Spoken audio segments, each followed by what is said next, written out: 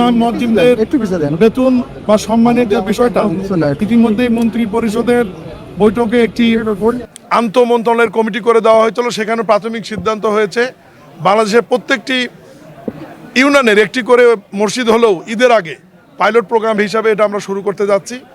এরপরে আপনার খেলাধুলা, বৃক্ষরোপণ, খাল খনন, কর্মসংস্থান, শিক্ষা এ ব্যাপারেও ইতিমধ্যেই ক্যাবিনেট মিটিংয়ে মাননীয় প্রধানমন্ত্রী আন্তঃমন্ত্রণালয়ের কমিটি করে দিয়েছেন। সংশ্লিষ্ট যারা এর সঙ্গে জড়িত এই কমিটিগুলো কাজ করছে, দ্রুতই এই বিষয়গুলো শুরু হবে। আর আপনাদেরকে আমি আরেকটা বিষয় বলি যে প্রত্যেক সরকারের একটি অর্থ বছর রয়েছে, আপনারা নিশ্চয়ই জানেন। মে থেকে জুন আমরা অর্থ বছরের একদম শেষ প্রান্তে রয়েছি।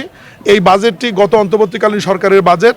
এই বাজেটের মধ্যে সীমিত যেটি রয়েছে সেটি দিয়েই জনগণের কাছে কমিটমেন্ট অনুযায়ী সরকার পাইলট প্রোগ্রাম হিসেবে কর্মসূচিগুলো অপটিক্যাল ব্রাইটেনার, কালার গার্ড এবং ডার্ট লক সমৃদ্ধ অ্যাডভান্স ফর্মুলায় এলো নতুন রে ডিটারজেন্ট পাউডার আমরা শুরু করছি। এবং আগামী বাজেটে এই আমাদের বিএনপির যে নির্বাচনী প্রতিশ্রুতি সাধারণ মানুষের জন্য, জনগণের জন্য ফ্যামিলি কার্ড, কৃষক কার্ড, শিক্ষা, কর্মসংস্থান, খেলাধুলা, বৃক্ষরোপণ, খাল খনন, ইমাম মুয়াজ্জিনদের বেতন আমরা বড় ধরনের বাজেটে রেখে যাতে দ্রুত মানুষের কাছে বাস্তবায়ন করে পৌঁছানো যায় এ ব্যাপারে পদক্ষেপ নেওয়া হবে।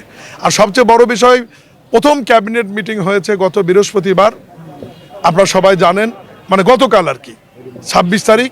এবং ফার্স্ট মিটিংয়েই মাননীয় প্রধানমন্ত্রী যে ঘোষণা দিয়েছিলেন রাজশাহীর জনসভা থেকে যে আল্লাহর রহমতে বিএনপি ক্ষমতায় গেলে কৃষকদের 10,000 টাকা সুদসহ কৃষি ঋণ মৌকুব করা হবে, যেটি বিএনপির সরকার বেগম খালেদা জিয়ার সরকার 1991 সালে 5,000 টাকা কৃষি ঋণ মৌকুব, 10,000 টাকার সুদ মৌকুব এবং 25 বিঘা জমির খাজনা মৌকুব করেছিলেন।